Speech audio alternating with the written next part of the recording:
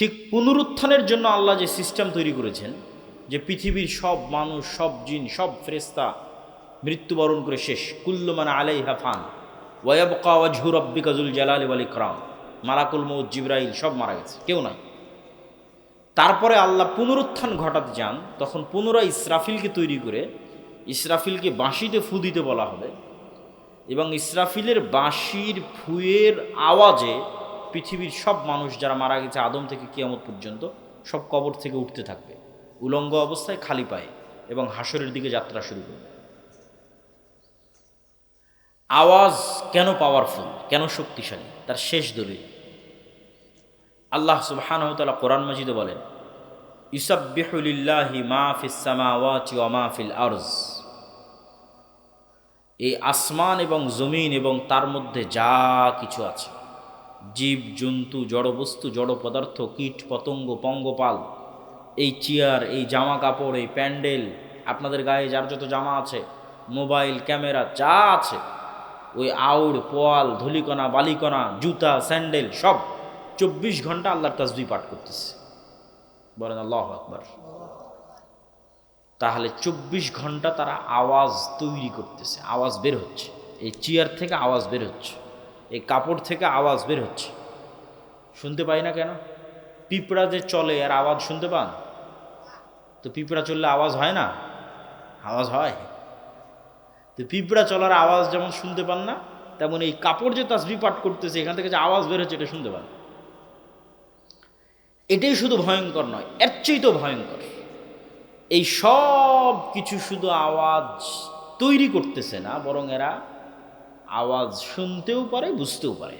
সেটার দলিল রাসূলুল্লাহ সাল্লাল্লাহু আলাইহি ওয়াসাল্লাম বলছেন, মুয়াজ্জিন যখন আজান দেয় তখন যতদূর পর্যন্ত মুয়াজ্জিনের আওয়াজ যায় ততদূর পর্যন্ত জীব জন্তু, জড়বস্তু, জড় পদার্থ, কীট পতঙ্গ, পঙ্গপাল, এরা সব ওই তাসবিহ, ওই জিকির বুঝে, এবং কিয়ামতের মাঠে ওই তাসবিহ, ওই জিকির, ওই আজানের পক্ষে সাক্ষী দিবে। তাহলে এই চেয়ার সুবহানাল্লাহ বলতেছে, আবার আমি যে সুবহানাল্লাহ বলতেছি এই সুবহানাল্লাহ বুঝতেছে। এই জন্য আওয়াজ বা জিকির মোস্ট পাওয়ারফুল, সবচেয়ে পাওয়ারফুল। আর এই জন্য উম্মতে মুহাম্মাদির কাছে মুসা আলাইহিস সালাতু ওয়াস সালামের কাছে যে লাঠি ছিল, সেই লাঠির চাইতে পাওয়ারফুল জিনিস আছে উম্মতে মুহাম্মাদির কাছে। মুসা আলাইহিস সালাতু ওয়াস সালামের কাছে যে হাতের মজেজা ছিল, তার চাইতে পাওয়ারফুল জিনিস আছে উম্মতে মুহাম্মাদির কাছে, সেটা হচ্ছে কোরআন। কেননা কোরআন সরাসরি আল্লাহর আওয়াজ, আল্লাহর সাউন্ড, আল্লাহর শব্দ, আল্লাহর বাক্য। বলেন আল্লাহু আকবার। এর চাইতে শক্তিশালী কিছু পৃথিবীতে নেই। এই জন্য জিকিরের মধ্যে সর্বশ্রেষ্ঠ জিকির কোরআন। এই জন্য কোরআনের তাজবিদ বিশুদ্ধ করতে হয়। আমার তাজবিদ যদি হুবহু মুহাম্মদ সাল্লাল্লাহু আলাইহি ওয়াসাল্লামের মতো হয় উচ্চারণ, আর মুহাম্মদ সাল্লাল্লাহু আলাইহি ওয়াসাল্লামেরটা হুবহু জিবরাইল আলাইহিস সালামের মতো, আর জিবরাইলেরটা হুবহু আল্লাহ সুবহানাহু ওয়া তাআলার মতো, এভাবে আওয়াজ ট্রান্সফার হতে হতে আমাদের পর্যন্ত এসেছে। আল্লাহর শব্দ, আল্লাহর বাক্য। জিবরাইল শুনেছেন, জিবরাইল থেকে মুহাম্মদ সাল্লাল্লাহু আলাইহি ওয়াসাল্লাম, মুহাম্মদ সাল্লাল্লাহু আলাইহি ওয়াসাল্লাম থেকে আমরা।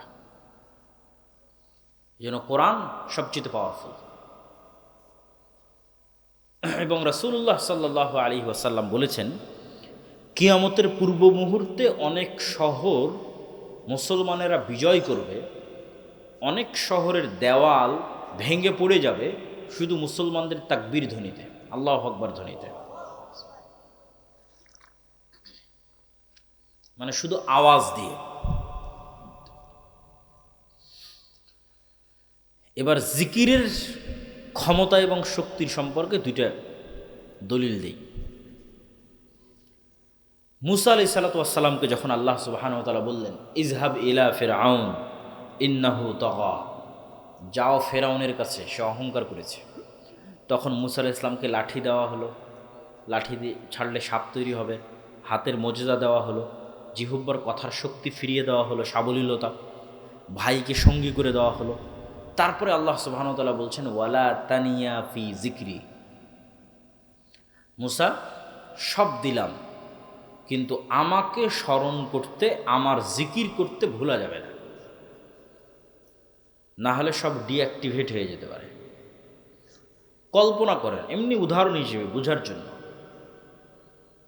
কল্পনা করেন যে মুসা আলাইহিস সালাতু ওয়াস সালাম 1 সপ্তাহ থেকে সালাত আদায় করেনি, 1 সপ্তাহ থেকে একবারও আল্লাহকে স্মরণ করেনি, আল্লাহর জিকির করেন, আস্তাগফিরুল্লাহ, সুবহানাল্লাহ, আলহামদুলিল্লাহ, অন্তরের যে জিকির, সালাতেও নাই, জিকিরও নাই। 1 সপ্তাহের মাথায় মুসা আলাইহিস সালাতু ওয়াস সালাম এবার তার লাঠি ছাড়তেছে, লাঠি আর সাফ হয় না, লাঠি দিয়ে সমুদ্রে আঘাত করতেছে আর রাস্তা তৈরি হয় না, হাত বগল থেকে বের করতেছে আর জ্বলে না, কেন সব ডিঅ্যাক্টিভেট হয়ে গেছে। আল্লাহ শর্ত দিয়েছে, ওয়ালা তানিয়া ফি যিকরি, যা দিয়েছি সব অ্যাক্টিভ থাকবে। যদি তোমার কালব, যদি মুসার কালব সালাতের মাধ্যমে এবং জিকিরের মাধ্যমে আল্লাহর সাথে কানেক্টেড থাকে, তাহলে যা যা দেওয়া আছে সব অ্যাক্টিভ থাকবে। এখন মুসা আলাইহিস সালামের কালব সালাত এবং জিকিরের মাধ্যমে আল্লাহর সাথে কানেক্টেড, তখন মুসা আলাইহিস সালাম লাঠি ছাড়লে সাপও হবে, মুসা আলাইহিস সালাম লাঠি দিয়ে আঘাত করলে সমুদ্রের মধ্যে রাস্তাও তৈরি হবে। এলে জিকির, জিকির এবং সালাতে নাই, আল্লাহ সুবহানাহু ওয়া তাআলার খাতাতেও নাই, আল্লাহ সুবহানাহু ওয়া তাআলার গণনাতেও নাই। জাকারিয়া আলাইহিস সালাতু ওয়াস সালাম কুল্লামা দাখালা আলাইহা জাকারিয়াল মিহরাব ওয়াজাদা ইনদাহা রিজকা ক্বালা ইয়া মারইয়াম আন্না লাকি হাযা ক্বালাত হিয়া মিন ইনদিল্লাহ ইন্নাল্লাহা ইয়ারযুকু মান ইয়াশা বিগাইরি হিসাব। মারিয়াম আলাইহিস সালাতু ওয়াস সালামের কাছে অসময়ের ফলমূল খাবার। জাকারিয়া আলাইহিস সালাম জিজ্ঞেস করছেন কিভাবে? বলে আল্লাহর পক্ষ থেকে। হুনালিকা দাআ জাকারিয়া রাব্বাহ, ওখানেই জাকারিয়া আলাইহিস সালাম আল্লাহর কাছে দোয়া করছেন, আল্লাহ এরকম যদি আমারও একটা সৎ সন্তান থাকতো। তো আল্লাহ ফেরেশতাদের মাধ্যমে জাকারিয়া আলাইহিস সালাতু ওয়াস সালামকে সুসংবাদ দিলেন যে তোমার সন্তান হবে। আল্লাহ সেই সন্তানের নাম রেখে দিয়েছে ইয়াহইয়া, আল্লাহ নাম রেখেছে। এখন এত বড় সুসংবাদ পাওয়ার পর জাকারিয়া আলাইহিস সালাতু ওয়াস সালামের নিজেরই আর বিশ্বাস হয় না, কেন ওনার অবস্থা উনি ভালো জানে, ওনার দাড়ি, ওনার চুল, ওনার শরীরের সক্ষমতা, ওনার স্ত্রীর বন্ধ্যাত্ব সব উনি জানেন। তাহলে উনি বলল আর আল্লাহ বলল দিয়ে দিব, বলল আর হয়ে গেল, ওনার আর বিশ্বাস হয় না। তো উনি আল্লাহ সুবহানাহু ওয়া তাআলাকে বলছেন, আল্লাহ আলামত বলেন, চিহ্ন বলেন, যাতে বিশ্বাস করতে পারি আসলেই আমার সন্তান হবে। তখন আল্লাহ বলছেন, তোমার আলামত এবং চিহ্ন হচ্ছে সকাল সন্ধ্যার জিকির। সকাল সন্ধ্যার জিকিরে সব অসম্ভব সম্ভব হয়ে যাবে, সব অসম্ভব। সন্ধ্যা মানে মাগরিবের পরে নয়, আসরের পর থেকে সূর্য ডোবার পূর্ব পর্যন্ত। বুকরাতাও ওয়া আসিলা বিল আশিয়্যি ওয়াল ইবকার ক্বাবলা তুলুইশ শামসি ওয়া ক্বাবলাল গুরুব, এগুলো কোরআনের আয়াত। সকাল সন্ধ্যায় জিকিরের বিষয়ে আল্লাহ সুবহানাহু ওয়া তাআলার আদেশ। আর সকাল মানে ফজরের পর থেকে নিয়ে সূর্য ওঠা পর্যন্ত। এবং জিকির কেন শ্রেষ্ঠ? সব ইবাদত জিকির, এমনকি সালাতও জিকির। এই যে ছেলেরা, তোমরা কোথায় যাচ্ছ?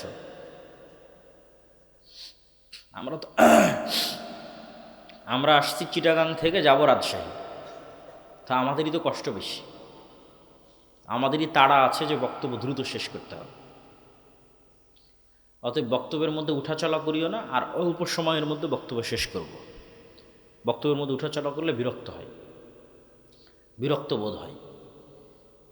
তো সকল ইবাদতই জিকির। যেমন সালাত, আল্লাহ সুবহানাহু ওয়া তাআলা কোরআন মাজিদে বলছেন, আকিমিস সালাতা লিযিকরি, সালাত কায়েম করো আমাকে স্মরণ করার জন্য, আমার জিকিরের জন্য। এই জন্য মনে রাখবেন, সালাতের নির্ধারিত ফরম্যাট মিস গেলেও কোনো সমস্যা নেই। মানে আপনি এখন অসুস্থ, দাঁড়িয়ে সালাত আদায় করতে পারছেন না, তো বসে করেন। বসে পারছেন না তো শুয়ে করেন। প্যারালাইজড অবস্থায় আছে, আপনার হাত পা কিচ্ছু নড়ে না, তো কিচ্ছু নড়া লাগবে না। আল্লাহকে স্মরণ করার জন্য আবার কি নড়া লাগে? আল্লাহকে স্মরণ করার জন্য কালব আর ব্রেন ঠিক থাকলেই হয়। উজুর পানি নাই, নাই। তায়াম্মুমের মাটি নাই, নাই। কেবলা চিনেন না, চিনেন না। আবু গারিব কারাগারে কাপড় নাই, উলঙ্গ অবস্থায় আছেন, তো নাই। সালাতের মূল উদ্দেশ্য কি? আল্লাহ বলছেন, আকিমিস সালাতা লিযিকরি, সালাতের মূল উদ্দেশ্য হচ্ছে তোমার কালবকে দিনে রাতে 24 ঘন্টায় অন্তত 5 বার আল্লাহকে স্মরণ করতে হবে। তো স্মরণ করতে তোমার কিচ্ছু লাগবে না। তাহলে কি দিয়ে তুমি বলবা যে, কোন অজুহাত দিয়ে তুমি বলবা যে আমি সালাত আদায় করবো? কোনো অজুহাতই নেই। যতক্ষণ জ্ঞান আছে ততক্ষণ সালাত আছে, যতক্ষণ সজাগ আছে তখন সালাত। তাতে যদি সব বাদ যায়, সব বাদ যাক, কোনো সমস্যা নেই। কেবলা বাদ গেছে জানি না, অজু করার জায়গা নাই, তায়াম্মুম করার জায়গা নাই, কাপড় অপবিত্র, পবিত্র করার কাপড় নাই, সব কোনো দরকার নাই, কোনো কিছুর দরকার নেই। যেটা যেটা পারতেছে না সব বাদ, কিন্তু সালাত চলবে। কেন? সালাতের মূল উদ্দেশ্য হচ্ছে তোমার কালবকে দিনে রাতে 5 বার আল্লাহকে স্মরণ করতে হবে। আকিমিস সালাত আলি যিকরি। এই জন্য সালাতের কোনো মাফ নাই, অন্তত 5 ওয়াক্ত সালাতের কোনো মাফ নাই। কেন? কোনো অজুহাত নাই মাফ দেওয়ার। এটা ছাড়া যে আল্লাহ আমি অজ্ঞান ছিলাম, এটা ছাড়া যে আল্লাহ আমি মারা গেছি, এটা ছাড়া যে আল্লাহ আমি পাগল হয়ে গেছি, এটা ছাড়া যে আল্লাহ আমি ঘুমন্ত ছিলাম, আর কোনো অজুহাত নাই। কালব ঠিক আছে, ব্রেন ঠিক আছে, সালাত চলবে। যে অবস্থায় থাকো চলতে হবে সালাত। এটাই সালাতের মূল উদ্দেশ্য। আকিমিস সালাত আলি যিকরি। এই জন্য সালাতের শুরু থেকে নিয়ে শেষ পর্যন্ত জিকিরই বেশি আছে, দোয়া কম আছে। আজান জিকির, ইকামাত জিকির, আল্লাহু আকবার বলে সালাত শুরু হলো, এই আল্লাহু আকবার জিকির। সূরা ফাতিহা পড়লাম, কোরআনের অন্য একটা সূরা পড়লাম, এটা সর্বশ্রেষ্ঠ জিকির, কেন এটা আল্লাহর বাণী। সামি আল্লাহু লিমান হামিদা বলে রব্বানা লাকাল হামদ বললাম, আল্লাহর প্রশংসা করলাম, এটা জিকির, এখানেও দোয়া নাই। আল্লাহু আকবার বলে রুকুতে গেলাম, সুবহানা রাব্বিয়াল আযীম, ওটাও জিকির, তাসবিহ, ওখানেও দোয়া নাই। আল্লাহু আকবার বলে সিজদায় গেলাম, সুবহানা রাব্বিয়াল আলা, ওখানেও জিকির, আল্লাহর তাসবিহ, দোয়া নাই। দোয়া একদম সালাম ফেরার পূর্ব মুহূর্তে আছে। বাকি পুরো সালাত জিকিরের বিভিন্ন পার্ট দিয়ে পূর্ণ করা আছে। জিকিরের বিভিন্ন পার্ট, দাঁড়ানো অবস্থায় কোরআন তেলাওয়াতের জিকির, রুকু এবং সিজদা অবস্থায় তাসবিহের জিকির, আর একদম সালাম ফেরানোর পূর্বে দোয়া। তো আমরা বলছিলাম দুটো জিনিস দিয়ে আল্লাহর সাহায্য পাওয়া যায়, সালাত এবং জিকির। রাতের সালাত এবং সকাল সন্ধ্যার জিকির। এবং জিকির কেন পাওয়ারফুল, আওয়াজ কেন পাওয়ারফুল, সাউন্ড কেন পাওয়ারফুল, সেটা আমরা বিস্তারিত তুলে ধরেছি। ওইটা যে একবার বুঝবে তার জন্য এটা বোঝা সহজ হবে যে জিকির কেন পাওয়ারফুল। কেন আল্লাহ বললেন সুবহানাল্লাযী সাখখারা লানা হাযা ওমা কুন্না লাহু মুকরিনিন। বিমানে উঠছি আর বলছি এই বিমানকে আল্লাহ আমার অধীনস্থ করেছে। কেমনে সম্ভব? এই জিনিসগুলো যে গভীরভাবে স্টাডি করবে সে বুঝবে যে এটা কেমনে সম্ভব। কেননা ওই বিমানের তেলও আল্লাহর খনি থেকে বের হয়ে এসেছে। ওই বিমান যে ভূমণ্ডল, যে আবহাওয়া, যেই এতে উঠতেছে, সেখানে ভারসাম্য রক্ষা আল্লাহ সুবহানাহু ওয়া তাআলা করতেছে। বিমানের যতগুলো পার্টস তৈরি হয়েছে, ধরেন ব্যাটারি, ওই ব্যাটারি যে পদার্থ দিয়ে তৈরি হয়েছে এটা মানুষ তৈরি করতে পারবে না। ওটা ওই আফ্রিকার নির্ধারিত কিছু দেশ আছে সেখানকার খনিজ থেকে বের হয়। তাহলে কোনো একটা পার্টস মানুষ নিজে শূন্য থেকে বের করতে পারবে না। সব আল্লাহর বিভিন্ন জিনিসকে ব্যবহার করে রিফাইন করে করে এক জায়গায় একত্রিত করা হয়েছে। তাহলে ওই প্রত্যেকটা জিনিস আল্লাহর তাসবিহ পাঠ করতেছে। ওই তেল যখন খনিতে ছিল তখনও তাসবিহ পাঠ করেছে, এখন বিমানে এসে যুক্ত হয়েছে তখনও তাসবিহ পাঠ করতেছে। এই গাছ যখন, এই চেয়ার যখন গাছে ছিল তখনও তাসবিহ পাঠ করেছে, এখন কেটে চেয়ার বানানো হয়েছে এখনও তাসবিহ পাঠ করতেছে। ওই গদিতে, বিমানের গদিতে যে তুলা আছে, ওই তুলা যখন গাছে ছিল তখনও তাসবিহ পাঠ করতেছে, ওখানেও তাসবিহ পাঠ করতেছে। এগুলো সব আল্লাহর নিয়ন্ত্রণে। এবং আমিও যে তাসবিহ পাঠ করতেছি সেগুলো ওরা বুঝে। এই পর্বের আলোচনা শেষ। এবার দুনিয়ার কিছু কথা বলি। দুনিয়ার কিছু কাজ শুধু গায়েবের কাজ দিয়ে বিজয় হয় না, দুনিয়াতেও কিছু করা লাগে। তো দুনিয়ার কিছু কাজ যেটিতে মুসলমানদের করতে হবে, তার 3টে কাজ সংক্ষেপে সংক্ষেপে বলবো, সময় যেহেতু অনেক অল্প। 1 নাম্বার জ্ঞান ও শিক্ষা। আল্লাহ কিছু মূলনীতির উপর পৃথিবীকে তৈরি করেছে, কিছু সেট আপ, কিছু ডেভেলপমেন্ট, কিছু রুলস, কিছু মূলনীতি যেটা আল্লাহ ভাঙেন না। যেমন আগুন জ্বালিয়ে দিবে, ছুরি কাটবে, এগুলো আল্লাহরই মূলনীতি। বিজ্ঞানের যত, ফিজিক্সের যত মূলনীতি আছে সব আল্লাহ দিয়ে রেখেছে পৃথিবীর মধ্যে আগে থেকে। যত মূলনীতি আছে ফিজিক্সের, এগুলো আল্লাহ ভাঙ্গেন না, খুব কম। একমাত্র ইব্রাহিমের ক্ষেত্রে আগুনকে বলেছে জ্বালায় না, কিন্তু আসহাবুল উখদুদ সূরা বুরুজ পুরোই জ্বালিয়ে দিয়েছে। তরবারি দিয়ে আল্লাহ নবীকে হত্যা করে দেওয়া হয়েছে। আল্লাহ তরবারিকে বলেনি এটা নবীর চাচা, হত্যা করিও না, কাটিও না, না কাটিস। বদর, হুদ, খন্দক অসংখ্য সাহাবী শহীদ হয়েছে। তো পৃথিবীর মূলনীতিতে নেতা হওয়ার যে বাটন, যেটা আল্লাহ দিয়ে রেখেছে পৃথিবীর মধ্যে আল্লাহ এটা ইনস্টল করে দিয়ে রেখেছে, যে পৃথিবীর মূলনীতি হচ্ছে যে জ্ঞানী হবে সে নেতা হবে, যে জ্ঞানী হবে সে শক্তিশালী হবে। মোবাইলের একটা বাটনে চাপ দিলে যেমন লাইট জ্বলতেছে, ওইরকম জ্ঞানের বাটনে যে চাপ দিবে সে নেতা হবে। কারণ জ্ঞানের বাটনে ইহুদি চাপ দিল কি খ্রিস্টান, এটা আল্লাহ দেখবেন না। আল্লাহ এটা দেখবেন না যে শরীফপুর জামালপুরের কিছু মদখোর, জুয়াখোর, গাঞ্জাখোর, বিড়িখোর, সিগারেটখোর জামালপুরের কিছু মানুষ Free Fire, PUBG, Facebook, YouTube, Twitter, IPL, BPL, online betting, জুয়া, এগুলো সময় নষ্টের রাস্তায় আছে। এরা আমার কিছু মুসলমান বান্দা। আর ওইদিকে ইউরোপ আমেরিকায় কিছু মানুষ, তারা খ্রিস্টান এবং ইহুদি, তারা জ্ঞান অর্জনের রাস্তায় আছে। তো আল্লাহ এসে বলবে না এই ইহুদি খ্রিস্টান তোরা থাম, তোরা যতই জ্ঞান অর্জন করিস তোদের নেতা বানাবো না। আমার কিছু জুয়াখোর আর মদখোর মুসলমান বান্দা আছে, ওদেরকে নেতা বানাবো। এটা আল্লাহ করবেন না, কেন আল্লাহ এভাবে পৃথিবীর মূলনীতি সাজাননি। তাহলে নেতা হতে হলে জ্ঞানের বাটনেই চাপ দিতে হবে, জ্ঞান অর্জন করা ছাড়া কোনো রাস্তা নেই। যেটাতে ইহুদি খ্রিস্টানরা আমাদের চেয়ে অনেক গুণে গিয়ে। ফলত যুবকেরা যদি মনে করে যে আমরা এই করব সেই করব, ইসলামের বিজয় দেখতে চাই, মুসলমানদের বিজয় দেখতে চাই, জ্ঞান অর্জন ছাড়া কোনো রাস্তা নাই। মুখের তাকবির দিয়ে, স্লোগান দিয়ে ওই লক্ষ কোটি ভোটারের কোনো দাম নাই। পঙ্গপালের মতো মানুষ তো 36শে জুলাইও রাস্তায় নেমেছিল। এরকম পঙ্গপালের মতো মানুষ আবার ভোটও দিতে যাবে, কিন্তু সারা বাংলাদেশের 16 কোটি মানুষের ভোট এক ব্রাক আর এক প্রথম আলোর সমান হবে না। বুঝলেন? এক ব্রাক আর এক প্রথম আলোর সমান 16 কোটি মানুষের ভোটের দাম নাই। হয়তো ব্রাক প্রথম আলোকে ভোটও দিতে যাওয়া লাগে না। ওটাই জ্ঞানের শক্তি, প্রতিষ্ঠানের শক্তি, টাকার শক্তি। 2 নম্বরে আসবো টাকা, অর্থনীতি। অর্থনৈতিক মুক্তি ছাড়া গোলামি থেকে মুক্তি হয় না। এটা আমার এবং আপনার চেয়ে আল্লাহর নবী মুহাম্মদ সাল্লাল্লাহু আলাইহি ওয়াসাল্লাম ভালো বুঝতেন। উনি যখন মক্কা থেকে মদিনায় হিজরত করলেন, তখন পুরো মদিনার টাকা পয়সার কন্ট্রোল ইহুদিদের কাছে ছিল। আজকে যেমন সারা পৃথিবীর অর্থনীতির কন্ট্রোল ইহুদিদের কাছে, মুহাম্মদ সাল্লাল্লাহু আলাইহি ওয়াসাল্লাম যখন মদিনায় হিজরত করেছেন তখন পুরো মদিনার অর্থনীতির কন্ট্রোল ইহুদিদের কাছে। এটা মুহাম্মদ সাল্লাল্লাহু আলাইহি ওয়াসাল্লামের পক্ষে অসম্ভব যে উনি মদিনার লিডার হবে আবার টাকার কন্ট্রোল ইহুদির কাছে থাকবে। তো কেমনে উনি রাষ্ট্র চালাবে, কেমনে নেতৃত্ব চালাবে, এই জিনিসগুলো আমাদের চেয়ে মুহাম্মদ সাল্লাল্লাহু আলাইহি ওয়াসাল্লাম ভালো বুঝতেন। মুহাম্মদ সাল্লাল্লাহু আলাইহি ওয়াসাল্লাম বললেন মদিনার আনসারীদের যে তোমরা কৃষক মানুষ, তোমরা ব্যবসা বুঝো না। আমার সাথে যারা হিজরত করে মক্কা থেকে আসছে এদের রক্ত ব্যবসা, মুহাম্মদ সাল্লাল্লাহু আলাইহি ওয়াসাল্লামের ব্লাড বিজনেস। ওনার সাথে যারা মক্কা থেকে হিজরত করে আসছে এরা কুরাইশ, এরা জন্মগত ব্যবসায়ী। আর তোমরা মদিনার মানুষেরা তোমরা কৃষক। তোমরা এক কাজ করো, তোমাদের যার যা সয় সম্পত্তি আছে হাফ হাফ।